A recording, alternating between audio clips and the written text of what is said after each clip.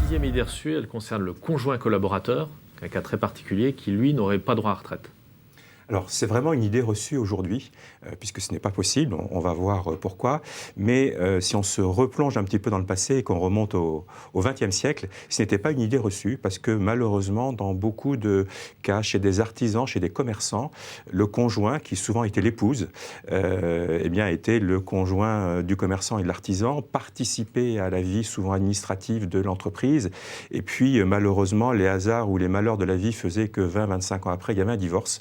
Et se retrouver sans revenus, sans statut et sans droits sociaux accumulés alors que la personne avait participé à l'activité.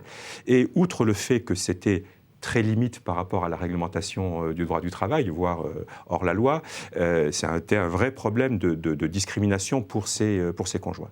Donc aujourd'hui, tout ça, c'est fini.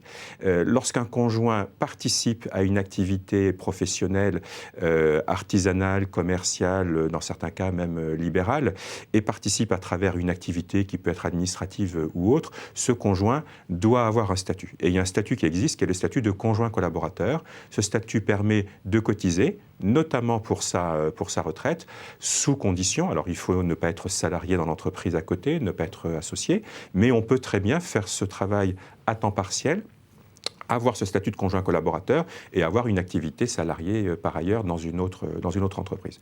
Donc aujourd'hui, un conjoint qui participe à l'entreprise peut être conjoint collaborateur, peut être conjoint salarié, peut être conjoint associé, mais en aucun cas ne peut être conjoint sans statut ou non déclaré. Ça, c'est absolument impossible et ça permet effectivement de donner une couverture sociale, des droits à la retraite, des droits à la réversion et aussi des droits au régime supplémentaire.